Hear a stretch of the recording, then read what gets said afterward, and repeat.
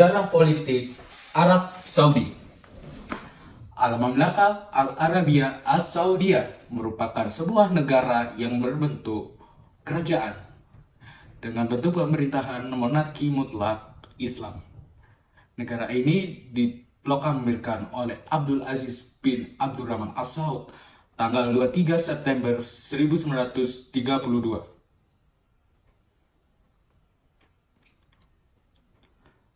Sejarah kerajaan Arab Saudi dibagi menjadi 3 periode. Dinasti pertama pada tahun 1744 hingga 1818. Dinasti kedua tahun 1824 sampai 1892. Dan yang terakhir ketiga ada di tahun 1932 hingga sampai saat ini di masa sekarang negara Arab Saudi. Terbentuknya kerajaan ini tidak terlepas dari kemunduran yang dialami oleh Khulafa Utsmaniyah di Turki serta campur tangan penjajah dari Eropa seperti Inggris dan juga negara Prancis. Kemudian sejarah keluarga Saud berawal tahun 1727 ketika Muhammad bin Saud menjadi hakim di Diriyah, sebuah kota di Saudi, dan akhirnya bersekutu pada Muhammad Abdullah bin Wahad, seorang mufti pada tahun 1744. Sejak saat itu, keluarga Saud menjadi pendukung utama gerakan dakwah Muhammad Abdul Wahab, yang gerakannya menjadikan revolusi di negara Arab. Kemudian persekutuan tersebut menjadi suatu kekuatan baru di dunia Arab, baik segi politik maupun segi spiritual, seperti religinya seperti Islam. Jadi berkembang menjadi ideologi pemersatuan yang bersifat condong ke Islam. Dengan semangat Islam tadi, mereka berusaha untuk melawan suku-suku, sekaligus menyebarkan agama Islam tersebut dan ajaran revolusinya. Usut punya usut, kondisi regionnya semakin meluas hingga meluas ke negara-negara tetangga. Kekuasaan Bani Saud tersendiri berada pada perluasan wilayah yang dimana dari besar Hijaz hingga ke Irak. Perkembangan daulah Bani Saudiyah yang begitu pesat ini menjadikan sebagai sebuah ancaman tersendiri bagi kekuatan daulah Bani Utsmaniyah di Turki. Oleh karena itu, pada tahun 1811, pemerintahan Utsmaniyah mengirim Muhammad Ali Pasha untuk merebut kembali daerah Hijaz.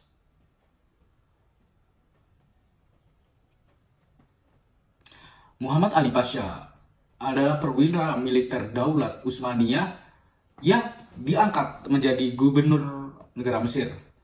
Muhammad Ali Pasha mendapatkan pendidikan militer dari Prancis. Ia seorang pejabat militer yang sangat ambisius. Beliau juga memulai proses sekularisasi di Mesir itu sendiri. Perang ini akhirnya dimenangkan oleh Utsmani.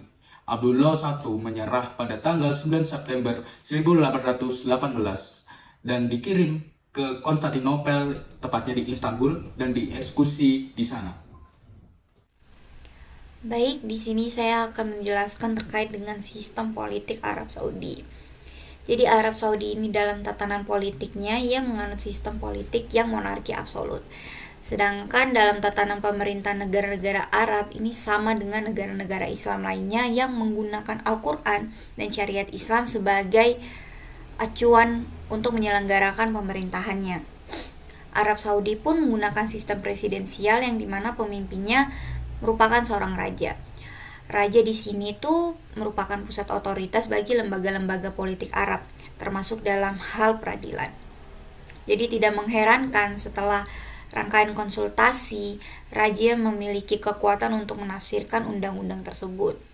Di Arab Saudi pun tidak ada istilah yang namanya pemilu, menetapkan seorang raja, atau bahkan adanya partai politik. Itu tidak ada di sistem politik Arab Saudi.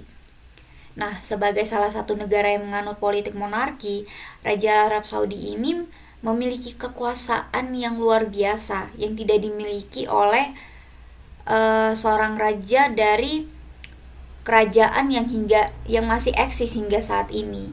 Jadi pasalnya di mana selain menjadi kepala negara, raja juga di sini mempunyai kedudukan sebagai perdana menteri, panglima angkatan bersenjata, sebagai penjaga tempat suci, yakni Mekah dan Madinah. Dia mampu mengangkat dan memberhentikan dewan menteri serta menguraikan hukum Arab Saudi. Mengingat juga bahwa Arab Saudi ini menganut monarki absolut, jadi di mana penduduk Arab Saudi ini hanya memiliki kesempatan kecil untuk berpartisipasi dalam dunia politik. Selain itu juga Arab Saudi ini melarang adanya keberadaan dari partai-partai politik. Seperti yang pernah dilansir oleh Wilson Center, Arab Saudi ini tidak menawarkan celah sedikit pun kepada warganya untuk berpartisipasi dalam politik, dan Arab Saudi pun tidak memiliki berbagai organisasi politik dimanapun. Nah, melihat kekuasaan yang diberikan kepada Raja Arab Saudi ini, pemerintahan Arab kembali menekankan bahwa visinya ini adalah visi Islam, adalah agama dan negara secara sejarah itu tidak dapat dipisahkan, jadi sulit untuk dipisahkan. Penduduk Arab Saudi pun juga menunjukkan jalinan persaudaraan dan dukungan yang besar kepada pemimpin negara, yakni raja, yang menuntut dan melakukan otoritas penuh atas masyarakat. Jadi menurut Frank Tachau, kondisi ini disebabkan oleh 5 faktor yang menimbulkan kesan bahwa di Arab Saudi ini hanya ada satu pola hierarki kekuasaan. Yang kedua ada eksklusivitas berdasarkan kelompok Wahabi. Yang ketiga fleksibilitas strategi, terutama yang bersangkutan dengan ketidakstabilan dan menipisnya minyak. Yang keempat, adanya sentralisasi kekuasaan di pusat, sehingga tidak mungkin mendelegasikan otoritas ke daerah-daerah. Nah, kelima ini adanya neotradisionalisme.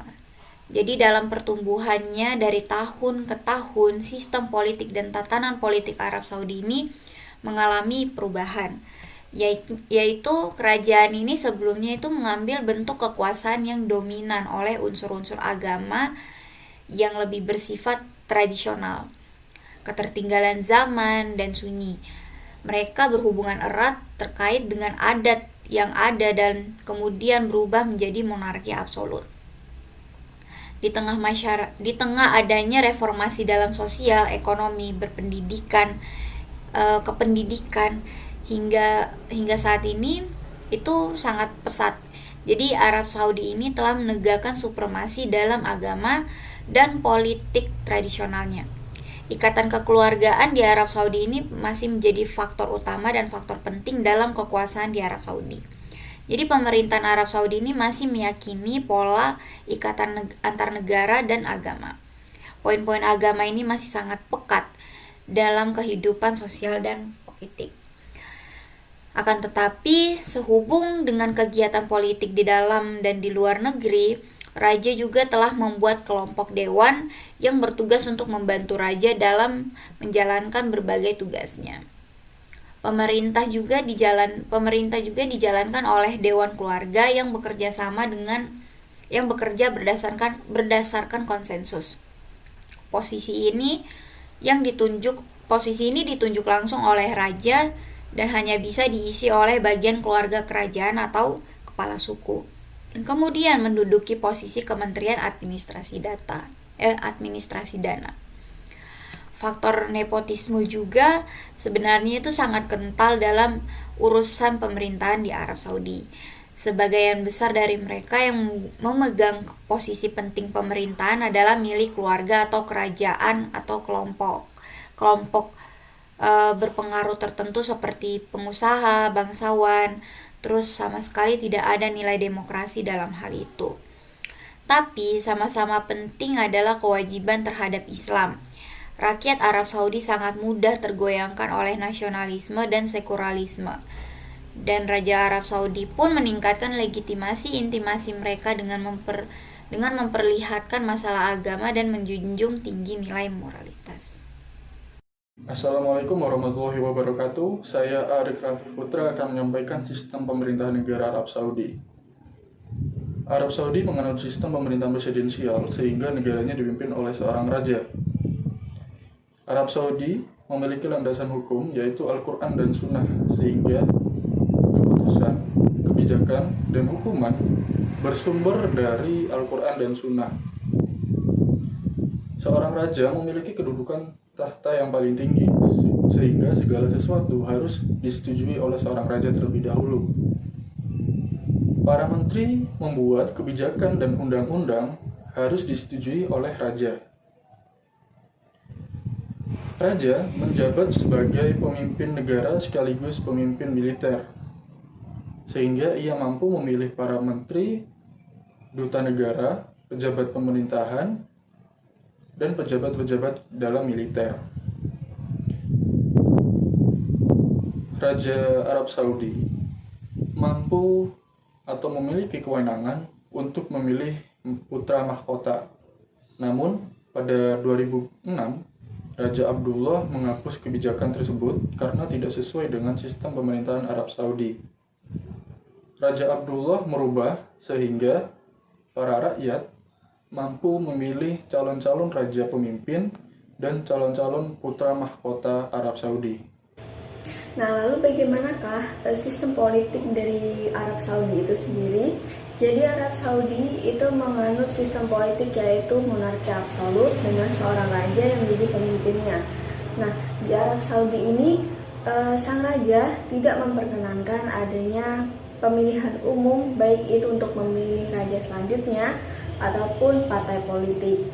Nah, dengan sehubungan adanya kegiatan politik baik itu dalam maupun negeri, jadi sang raja ini membuat sebuah kementerian yang tugasnya itu adalah membantu sang raja dalam segala hal urusannya. Akan tetapi sang raja hanya menunjuk anggota keluarga kerajaan atau kepala suku saja yang bisa menduduki peran menteri tersebut. Selanjutnya ada dinamika politik Arab Saudi. Raja dan menteri menjabat sebagai lembaga eksekutif, sehingga menteri dalam menetapkan undang-undang ataupun kebijakan perlu persetujuan dari raja. Kemudian lembaga legislatif atau biasa disebut Asura bertugas sebagai penafsir atau penerjemah undang-undang atau kebijakan yang telah ditetapkan oleh raja. Kemudian di lembaga yudikatif, raja mampu menghapus ataupun mengurangi masa hukuman seorang terdakwa, sehingga para terdakwa dapat lebih sedikit merasakan hukuman dari penegak hukum. Nah, Arab Saudi memiliki 13 provinsi yang di mana setiap provinsi dipimpin oleh seorang pejabat pemerintahan yang telah ditetapkan secara langsung oleh seorang raja. Sekian, terima kasih.